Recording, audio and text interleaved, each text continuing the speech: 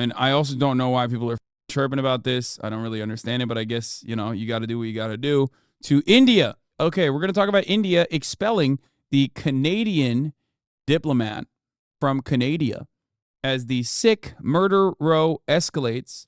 Big drama in the Indian-Canada relations. Has expelled a senior Canadian diplomat as relations between the two countries worsen over allegations by the Canadians that Indian agents might have been involved in the murder of a Canadian Sikh activist.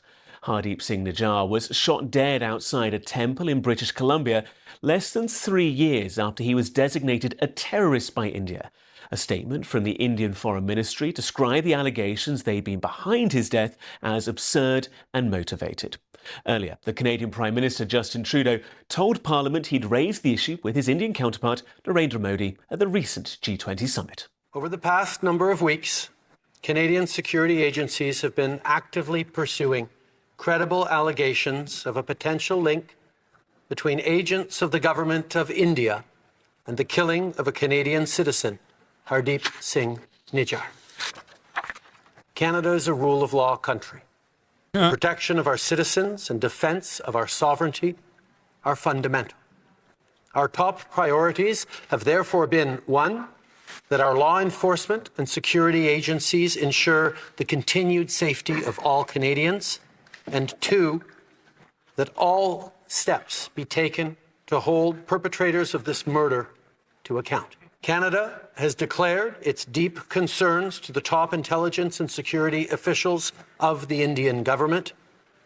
Last week at the G20, I brought them personally and directly to Prime Minister Modi in no uncertain terms.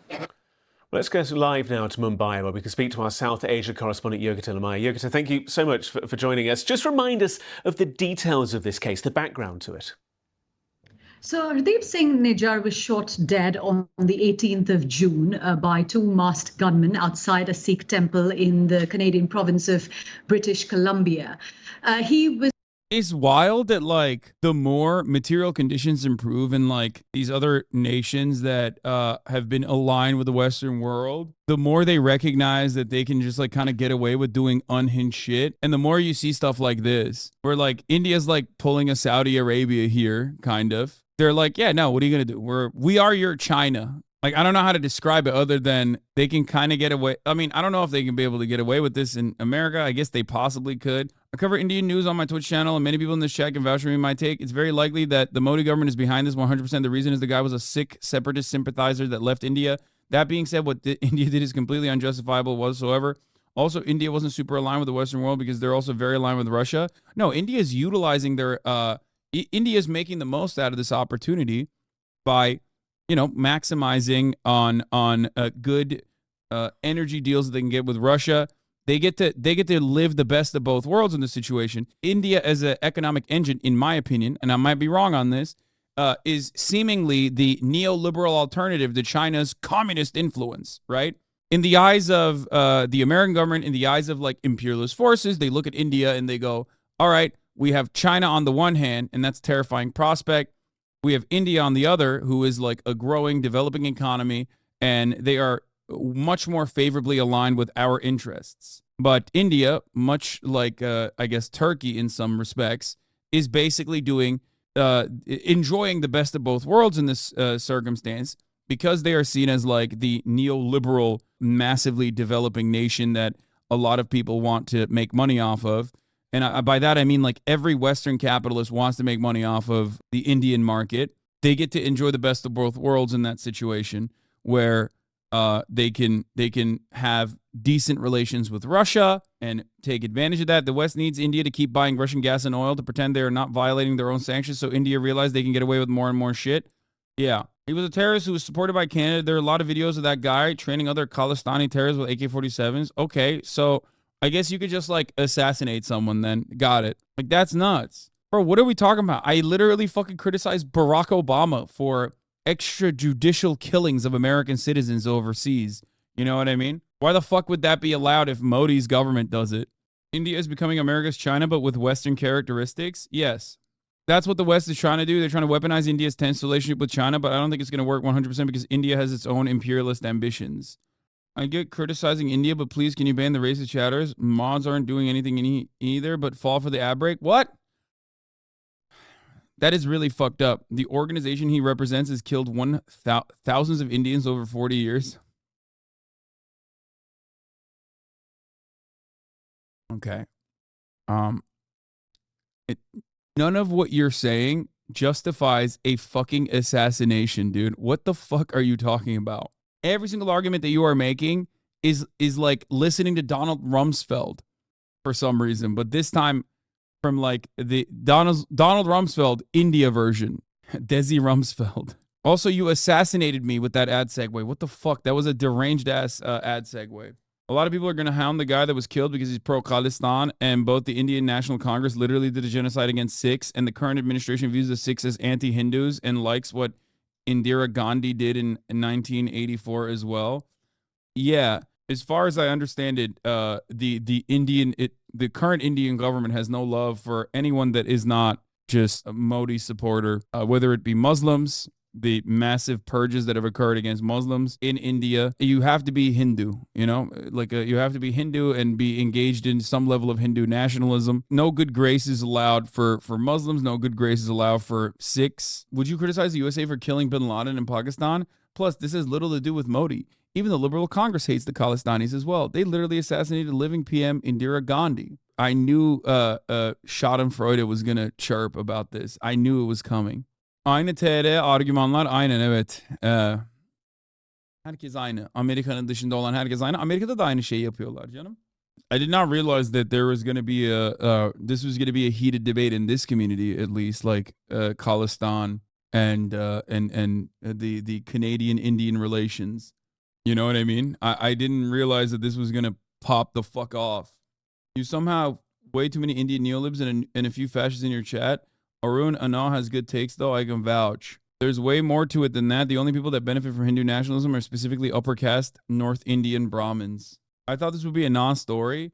I thought so too, but you know, let's continue. He was a prominent Sikh leader, and he publicly campaigned for a separate homeland for Sikhs in the Punjab region of India. Now, that's the reason why India had issues with him, with everyone who's a part of this movement called as the Khalistan movement, which is campaigning for the separate homeland.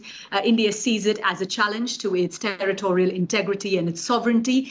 And it's this has been one of the big reasons why ties between Canada and India have been strained for a while now. We saw that here at the G20 summit, frosty ties between the two countries. Justin Trudeau didn't attend the president's dinner for all of the heads of state and heads of government who were here. And even during his meeting, the photograph of him with Prime Minister Modi, lots of analysts looking at that said that it showed, it displayed, just how frosty those ties have become. It's important to note, isn't it, that Canada has a very sizable population of Sikhs, and that this is potentially why India would have looked towards the activities in Canada with the focus that it has done. That's right. And India today, in its statement, is accusing Canada, saying that the statement that Prime Minister Trudeau is making is an attempt to shift focus from long-standing concerns that India has had of people residing in Canada, indulging in what India describes as anti-India activities. Of course, in addition to the CBC video on the Khalistan movement in BC, Trudeau is just mad at India because he's sick. Yeah. He is. He's secretly, simultaneously Cuban and also sick at the same time. India is emerging as a new world superpower. India will be the third largest economy soon. Canada and India have an active extradition treaty, probably an important note for the story. Yeah, but as far as I understand, India tried to get Hardeep Singh Nijjar, but they refused to give him. But I assume that there is more details to that story. Canadian Prime Minister Justin Trudeau's allegations against India in connection with the killing of wanted Khalistani terrorist Hardeep Singh Nijjar in June has sparked fresh tensions between the two countries. Trudeau on Monday said that there could be a link between the agents of the Indian government and Nijar's killing. His statement led to the expulsion of an Indian diplomat from Canada. Nijar, the chief of Khalistan Tiger Force, was shot dead outside of Gurdwara by 2 unidentified assailants. According to the Global, Nijar moved to Canada in 1997 using a fake passport. His refugee claim was rejected, following which he married a woman who sponsored him for immigration, which too was rejected. Later, Trudeau referred to him as a Canadian in the House of Commons, the Global reported. Okay, well, I guess he's Canadian then. He was declared a designated terrorist by India in 2020. According to the security agencies, Nijar was actively involved in recruiting and training people for the banned terrorist outfit, KTF. He was also a part of the separatist outfits for Sikhs for Justice, which held a Khalistan referendum on September 10th. Over the years, India has had several times communicated its concerns about Nijar's links to terrorist activities. Over the years, India had several times communicated its concerns about Nijar's links to terrorist activities. In 2018, former Punjab Chief Minister Captain Amarinder Singh handed over a list of wanted persons to Justin Trudeau with Nijar's name included. Then in 2022, the Punjab police sought the extradition as he was wanted in cases relating to spreading terrorism in the state. He was wanted in several cases, including the 2007 blast that killed 6 and injured 42 in the city of Ludhiana in Punjab. In 2010, the Punjab police filed a case against the Khalistani terrorist for his alleged role in the bomb blast near the temple in Patiala. UK-based Paramit Singh Pamma, another wanted terrorist, was one of the main accused in the case. In 2015, another case was filed against Nijar and his alleged role in targeting Hindu leaders, and yet another case was lodged against him in 2016 pertaining to his alleged involvement in the training and funding of Mandeep Dhaliwal and hatching a conspiracy to kill Hindu leaders. A lookout circular and red corner notice were also issued against him, but I guess the Canadian government was like, nope, he's Canadian. We're protecting him. I don't really know why. The nations that chase and neutralize his enemies, even on foreign lands, are feared and admired by everyone. Israel is a fine example. Very happy and proud to see my country in the same league. Dude, yo, India is crazy, dude. They're going bananas mode a little bit. They're getting nutty with it. This is literally what I would expect from like an Israeli, like a Israeli far right hyper nationalist. You know what I mean? Who would be like, yes, we executed someone on U.S. soil. What the fuck are you gonna do about it? Type shit. It's pretty wild. Modi's India is fast replicating Israel and how it views itself as a global bastion of progressivism, when in fact it's where fascistic Hindutva violence is systematized to repress minorities at home and is also exported wherever it pleases to eliminate those deemed threats to it. This is pretty wild. This is wild stuff. It's like when Saudi Arabia threatened to 9/11 Canada for talking shit. Yeah, I know. Canada catches a lot of L's from like America's supposed allies. You underestimated the prevalence of Hindutva, Hindu nationalism amongst common people.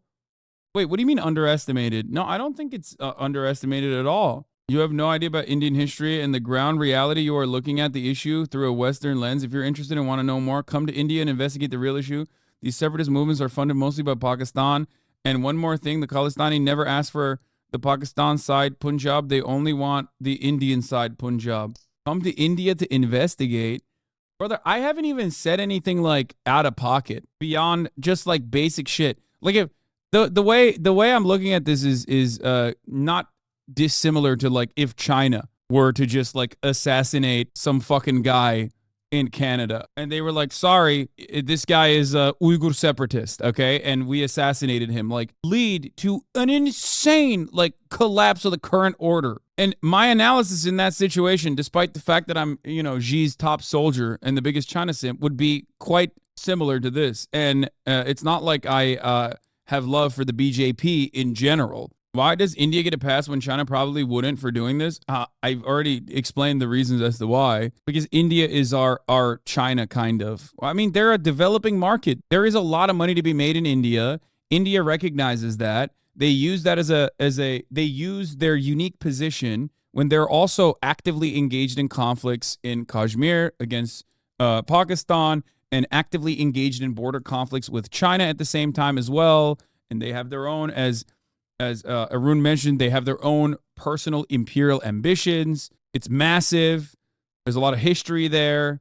So they're kind of utilizing their developing marketplace and the economic interest that the West has in there. The Sanghis are coming out and they're so mad. That, my friend, is what we call a Sanghi or Indian hog, really. I mean, it's cool. I see it a lot. Like, I see it online a lot. There's a lot of people who get very upset. I know that, like, Indians love tweeting. They are big fans of Twitter.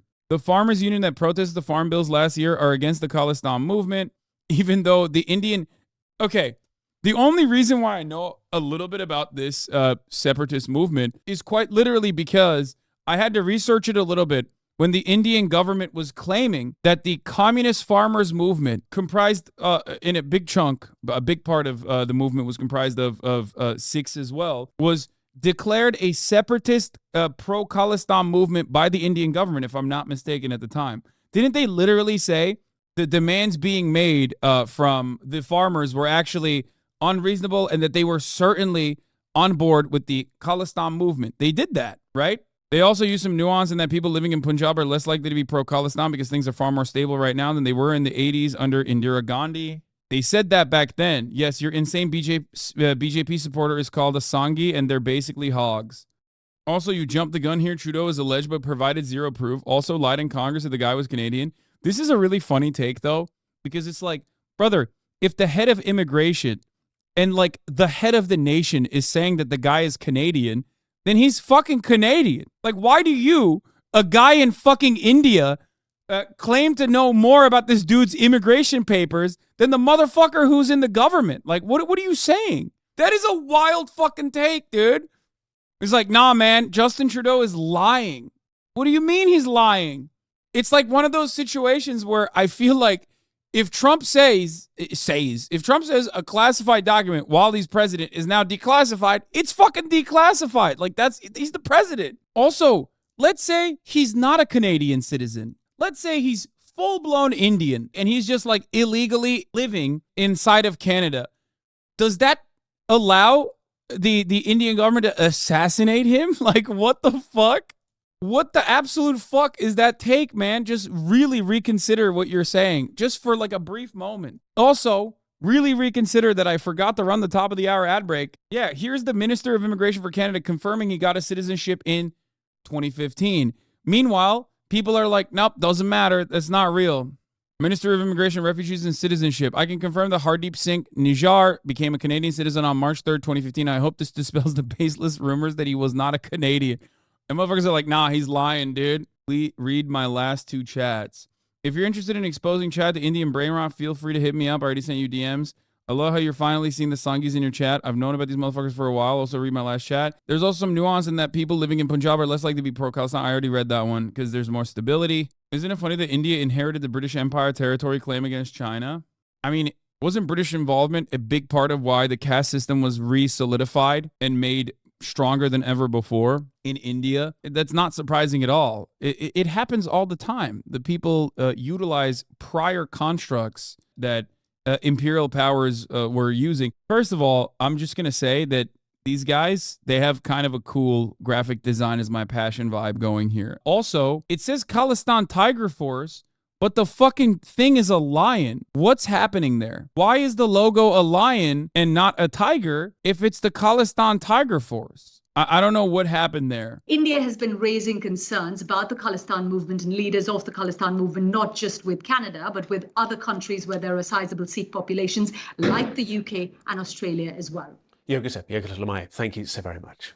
Americans are so oblivious to this shit because, like I said, this goes back to my same take. Like, if you're from a country where you don't know that the P word is a bad word to say, Pakistan shortened word is a bad word to say, you just like are completely oblivious to this because you don't have like a sizable Indian population or a sizable Pakistani population. What's up, dude? How you doing? I'm doing all right, man. Nice beanie. Thank you. Got the idea from a certain streamer. The impact that I've had on online discourse is pretty devastating. It is. So tell us a little bit about... Tell us a little bit about your background, who you are, what you do, and then we'll get to talking about India. Yeah, so no problem. So my name is ArunAnnow. For those of you who don't know. By the way, ArunAnnow, Anno is literally older brother in Tamil. So oh, really? Yeah, Anna is literally older brother in Tamil. That's sick. So it's the same exact concept as HasanAbi. Okay, love that. So let's talk about it. So sure. Give us a little bit of background on the Khalistan independence movement and what is going on, who Hardeep Singh Nijjar was. Am I saying that right? I don't speak Punjabi, so I can't really 100% estimate like what that guy's name is. But so the Khalistan movement in India was a separatist movement, largely in Indian-controlled Punjab. And the idea behind the Khalistan movement was that there were a bunch of Sikhs that wanted to basically separate from India. That's the overall gist of it. And it's because Sikhs are actually considered a separate religion from the majority Hindus. So even though Sikhs are a dharmic religion, in much the same way that like they borrow a lot of their principles from Hindu religion, it is actually quite separate from, they borrow a lot of ideas from Islam. There are some tenets that are totally different between Hinduism and Sikhism, such as like Sikhism outright, saying no caste whatsoever. But the overall idea is that these Sikhs wanted to separate from the Indian government because they weren't being given enough autonomy. And so some people within this movement basically turned to militancy. And this ultimately culminated in a head called Operation Blue Star, which is where the Indian government actually raided the Harmandir Sahib, which is the holiest site in Sikhism. It's the Golden Temple that you've heard of, right? Mm-hmm. And the reason is the leader at the time, I forget his name already, but the leader of the Khalistan movement at the time was being housed there, and a lot of his followers were trying to protect him from the Indian government, which at this point was headed by Indira Gandhi, the head of the Congress Party. So that ultimately ended up in a head. And so ever since that, there's been a massive tension between a lot of the Sikhs in Canada, the UK, and a lot of the Commonwealth. Bhindranwale, thank you. Bhindranwale. So Bhindranwale was the original Khalistani separatist that wanted a separate Sikh state. And he wanted basically not just Punjab, but the Punjab region controlled by India. So that included Haryana as well as Himachal Pradesh to be completely separated from India because he wanted to create his own basically sort of Sikh state, right? He wanted to do that. And so what ended up happening was this all, like I said, it ended up in a head in Indian Punjab. Operation Operation Blue Star happens. The Indira Gandhi government sends in basically the army to storm the temple. Several, I believe thousands of civilians die as a result of that. And as a result, what ends up happening is a lot of those people that were more sympathetic to the Khalistani movement flee to countries like what happened this happened in 1984. Mm-hmm. So what happened was some of those people left India, they fled India, and then they came to Canada, they came to the UK and other Commonwealth countries. And so what ended up ultimately happening was India had more or less strained relations with Canada ever since then, because the Indian state apparatus currently views countries like Canada, New Zealand, Australia, which house these people that are more sympathetic to the Khalistan movement, as enemies of the state. And they view Canada as housing enemies of the state of India. So that's why like Turkey with Kurdish militants living in European nations. Kind of. And it's not to run defense for the Khalistan movement. They have done some really bad things in India. They have hurt a lot of civilians as well. So whenever I talk about these sorts of separatist movements, whether it be the LTTE, whether it be the Khalistan movement, it's always about understanding that, yeah, we're not running defense for these separatist movements whatsoever, but we're understanding the material condition. Hold on. I'm going to get to the Sikh genocide after that. Hold on. 1 second, chat. But basically, when you're talking about these militant groups, you have to understand, they obviously, I mean, you do, but a lot of these separatist groups come from particular, places, and Sikhs were not particularly treated well back then. They're particularly not treated well right now. It's the reason that the sentiment in Punjab has largely gone down in comparison to what it used to be was basically, they successfully squashed it, it seems. Yeah, the Indian government, through violent measures, were able to successfully squash the most militant elements of separatism in the country. And then the rest of them seeked refuge and safe harbor in Commonwealth countries. And by and large, it seems like there is not enough momentum at that point inside of India. It's not just the fact that they quashed the movement violently. I mean, it's that also led to, so one chatter mentioned the fact that after the Operation Blue Star happened, Indira Gandhi's bodyguards, who were all Sikh, basically assassinated her. They shot her. And so that in turn created a backlash in 1984 in Delhi, where Hindus actually started attacking Sikhs. I don't remember the death count for that, but basically it was basically a mob lynching / pogrom against Sikhs. And so some of the people that fled India at that time to Canada were also victims of that Sikh genocide as well, or of that Sikh pogrom, anti-Sikh pogrom as well. So you're right. So basically what happened was India quashed this movement back in 1984. And Indira Gandhi is absolutely a ghoul. She also locked up several politicians that are now in power today. India was actually quite authoritarian under Indira Gandhi. It was the Congress Party has done a lot of damage, not as much as like the BJP wants to do, but like they've done a shit ton of damage. Yes. So the only real Steven Seagal brought up the 1984 anti-Sikh riots. This is a direct result of Operation Blue Star, and this is a direct result of basically the assassination of Indira Gandhi. So yeah, roughly 3,000 Sikhs were killed in Delhi, and all of that had to basically that all stems from the Indian government says 3,350. The independent estimate is from 8,000 to 17,000 Sikhs were killed. Yeah, as Nerd that was promised said, my small town has a Sikh community. My mom told me about how the Sikhs cut their hair and shaved their beards to hide their identity when Indira Gandhi was assassinated. The riots were horrible. Yes, there was an actual like. I don't mean to like underplay what happened, but like what happened after Indira Gandhi was assassinated was that the Sikhs knew that the Indian government was absolutely going to come for them. They knew that they were going to be the victims of ethno-religious pogroms right after. So like they knew for a fact that's going to happen. It's like a decades-long issue that India's had with Sikh people. And actually, you covered the farmers' protests. The word Khalistani is so rooted. The Air India bombing carried out by Canadian Khalistanis. I don't know too much about that, but I can say this. So Khalistani has, as a word, has actually been used to address any particular Sikh that opposes the current establishment. So you covered the farmers' protests, right?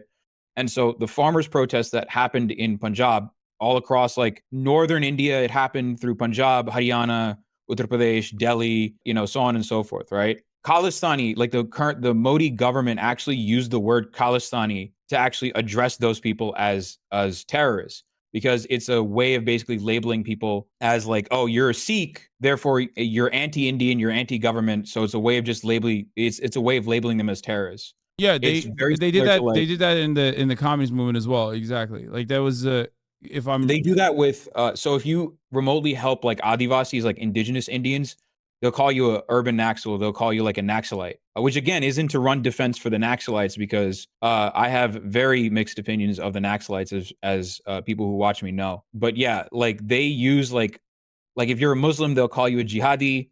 If you're a Sikh, they'll call you Khalistani. If you remotely help indigenous people, they will call you a Naxal. And then if you're a Dalit person, if you're a marginalized caste person, they'll just call you slurs. Cool. No, like I'm telling you, like I tried sharing like some Indian stories, some Indian news stories in Hascord, and people just like lost their minds. They're like, "Oh my God, India is like this insane." It's like you don't even know the half of it. Like I only know for the most part anti-Muslim repression, which tracks with a lot of the things that you mentioned as far as like the purges against Sikh people, where it's always like just mass mobilization and government sanctioned lynchings that are that where the people who get involved in it rarely ever get any kind of criminal punishment whatsoever. Like anytime things get out of hand. So I mentioned this earlier, unless you're like a upper caste North Indian Brahmin, you're always going to be in the crosshairs of the government. So like a lot of hate crimes that happen in India that don't really get talked about outside of India because it's such a quagmire of a topic is like caste-based violence, like violence against marginalized castes. That's something that doesn't get enough, like anti-Muslim hate crimes in India already don't get that much coverage in the West, but like anti-Dalit hate crimes, anti-Adivasi hate crimes, like marginalized caste hate crimes, they get even less coverage because it is such a specific thing to like talk about. There are lots of like hate crimes. Like Manipur right now is currently on fire. The indigenous groups of Manipur are being dispossessed, they're being dispossessed of their native lands by the local BJP run government. And it's also like ethno-nationalism that is at the heart of it. So it's Meitei ethno-nationalism against the Kuki-Chin Zos that are being dispossessed of their land. if you belong to a minority, if you belong to a minority identity that the government can weaponize against you, they will do it. They absolutely will do it. Like, I'm a South Indian. I'm from Tamil Nadu, right? There's a lot of shit that North Indians peddle about us because of a couple of reasons, like that the North Indian largely run government peddle about us. One is because of the Dravidian nationalism that Tamil Nadu like espouses against like the caste system and all of this like Hindutva nonsense, right? The second thing is like Tamil Nadu is like more nice, I guess, to Muslims and Christians than a lot of the northern states, where like those hate crimes that you see that happen towards Muslims and Christians in the northern states don't happen as much in Tamil Nadu. Yeah, Indian government is fucked. India politics is super fucked. But yeah, I know we veered off of like the Khalistan movement for a little bit, but Yeah. yes. So there's the Air India flight 182 that everyone wants you to bring up, but you said you don't have a lot of knowledge over that matter. It seems like they an Air India flight operating on the Montreal London a flight that was basically, sorry to cut you off. It was a flight that was basically flying from Montreal to Bombay. It was flying from Canada to Bombay, which is why they're bringing it up as well, because it's a Canada and India thing. And basically the perpetrators of it were Babar Khalsa, which is they're a sort of specific like militant group that is a Khalistani separatist group. So Khalistan is not like one particular it's not one particular movement. There are multiple different organizations that call themselves like Khalistani because for them, Khalistan is but a goal. They're just interested in trying to establish that one state, basically. I don't know why the reason why people bring this up, but like, is that the justification for the assassination? That's like why I don't understand. A lot of your chatters are going to be like, a lot of your chatters. I said this like I think Nerd that was promised said like this earlier. A lot of your chatters are basically libs and or conservatives, but you just didn't notice it until now because now you're covering and now you have me on because I shit talk these guys all the time. I mean, I'm familiar with this. The same happens with Turkish people. Same happens with like Israeli people. Same happens with Americans as well. Like I have a global audience and people love watching me whenever I'm shitting on America, which is understandable. We're all united on that front, except for some liberal Americans who get very upset whenever I talk about foreign policy. You know, if I talk about hogs in America and how fucking silly they are, everybody loves it. But the moment that like they are in the crosshairs as international hogs, which every country has, as I've talked about time and time again, all of a sudden they drop the pretense of like being a rugged socialist or a progressive of any sort and immediately become hogs themselves. Is this one of the major justifications as to why Indians try to claim that like all of the Khalistani people in that movement was like even if they're tangentially involved or even if they're Sikh, they're like terrorists? Is this like the major act of violence that they point to beyond like the prime minister's assassination? What you're saying is absolutely correct. It's basically, this is one of the reasons, again, when I'm talking about all of this, I'm not this guy keeps saying, what about the Hindu genocide that killed 150,000 Hindus? What is he saying? He's saying that the Hindu genocide happened where 150,000 Hindus were genocided and it was not investigated at all. Is he talking about the fucking, I think I know what he's talking. Is he talking about Kashmir? Yeah, I think he's talking about Kashmir, yeah. Okay, so there's no, like, I don't know where else. That I don't want to open now because I don't think know Sorry, go ahead. No, you go ahead. No, you go ahead. I suspect he's talking about, the exodus of Kashmir Hindus. Maybe? Yes. He's talking about the Kashmir Hindu exodus. Okay. So there's a level of truth into the fact that, yes, there were Kashmiri Hindus that lived in Kashmir that were basically forcibly removed, partially by the Indian government in a sense again, I'm not too much knowledgeable on this, but yes, they were forcibly removed from Kashmir. And a lot of the stuff that the Hindu minority in Kashmir went through was atrocious. Like there were Islamist outfits that did like specifically target the Kashmiri Pandit minority. But the problem is that thing is now weaponized by the current administration for all the atrocious shit that the Indian army does against the Muslims in Kashmir. So like, for example, like the Indian army will like literally murk a random ass dad. And they'll use like human shields as well. So they'll use human shields. They do Israel style propaganda over Oh, yeah. over their actions. It seems like, I mean, Indian Twitter, at least as far as I've seen it, is like very much aligned with like far right Israeli nationalists. Oh yeah, they will suck up to Israeli like far right nationalists and shit. Like they'll suck up to far right Israeli Zionists. The silly thing is that the Israeli Zionists and then like turn up being like they end up being racist towards the Indians. Yeah, because the Indians are brown. Exactly. Yeah, no, I've seen this as well. It's pretty funny. Yeah. Actually, so I did promise, so I did mention, I do want to mention one thing before, like, I don't know how long you want to have me on here, but there is a sort of thing that I did want to talk about. And maybe you can have me on for like a different discussion on this like later. It's not necessarily tangentially related to India. Yes. Show me Yomi. Khalistani reminds me of the Tamil Tigers. Great fucking transition. Absolutely transition. In basically, I talk about this all the time on my channel because this actually gets zero coverage from anyone.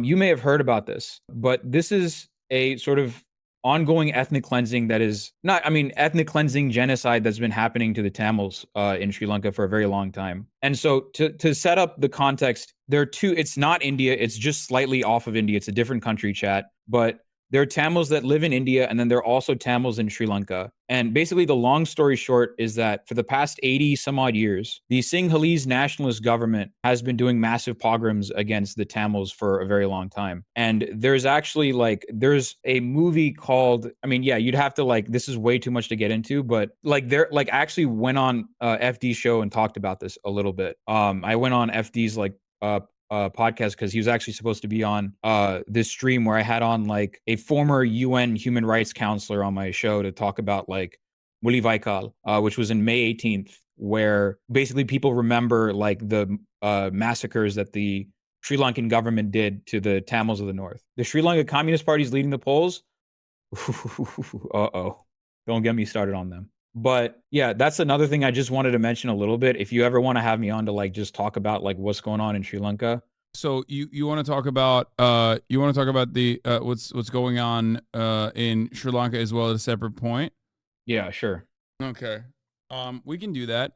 But so what is your overall, let's summarize it before I move on to some other stuff. What's your overall perspective? It seems like, from where I'm standing, it seems like the Khalistani separatist movement is not as popular. It's not. It might get outsized coverage in the Western world due to a lot of people who were purged or sought refuge in Commonwealth nations as a consequence of the aftermath of Operation Blue Point and purges against Sikh people in India. So there is definitely, it seems like there's more, I say Blue Point, Blue Star, sorry. Blue Point is the video game developer. So there is more momentum, or at least like more commentary revolving around it. And as far as this goes, it seems like it was maybe created with a genuine purpose originally, but hasn't necessarily maintained momentum, either due to internal pressure and successful purges, or due to, I don't know, some sort of lack of momentum. And now the Indian government, it seems, is utilizing this assassination, just like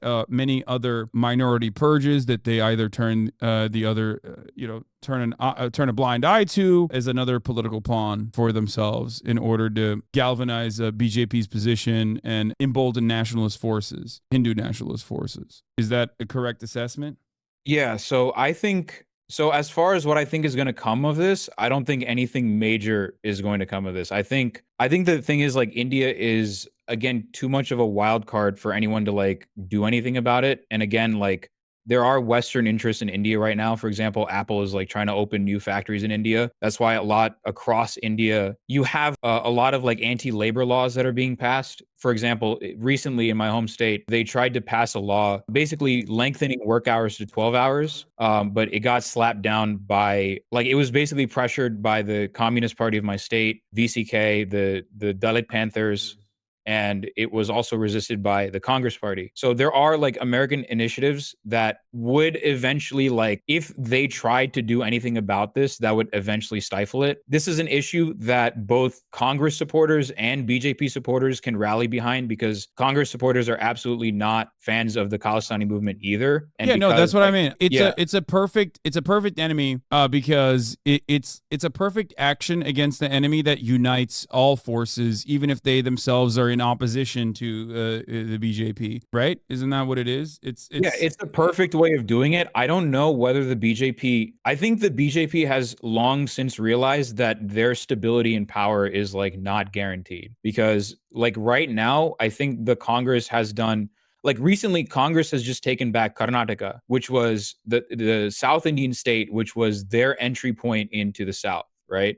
So with Congress taking back Karnataka, they're completely locked out of the South for the time being. So the BJP is going to grasp as many straws as possible. They're going to grasp at many straws to like keep their position in power. And I think this is one of those rallying points. Whether that will be entirely effective or not is totally up in the air right now. I don't think that they're going to necessarily nab any Congress voters from here with this particular issue. I think in 2024, what's going to happen is, because this new coalition, there's a new India coalition that's fighting the BJP. It's called India, INDIA. That's the name of the coalition. Ultimately, I think this is going to fizzle out.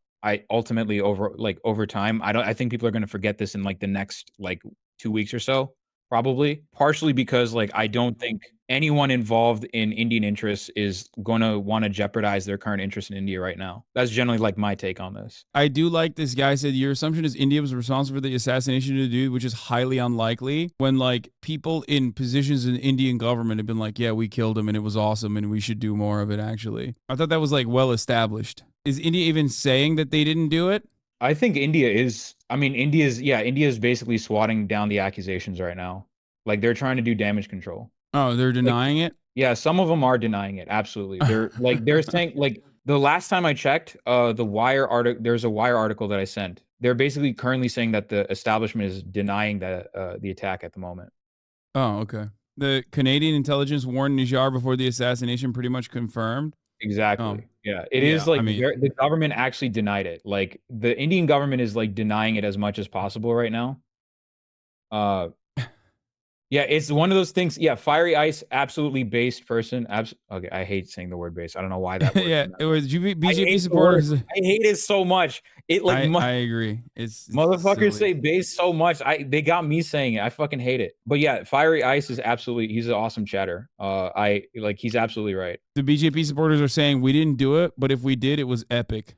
Yes, literally, it's one of those. All right. Well, thank you so much for coming on. Thanks for having me. Where can people find you? You can find me at ArunAnnow twitch.tv/ArunAnnow, ArunAnnow. Yo, thanks for having me on. Big fan of yours. Absolutely. Thanks.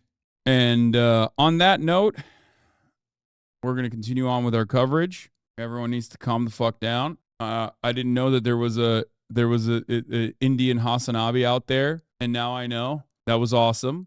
For decades, whenever a Sikh spoke up against human rights violations, the violence, the crimes committed against them by the Indian state, they were given labels of violent terrorists. The word Khalistan was weaponized against them.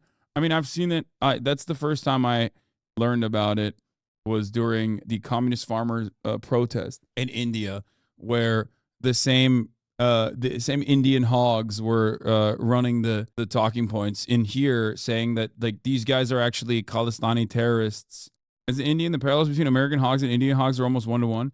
My friend, hogs, one thing I talk about is that hogs are universal.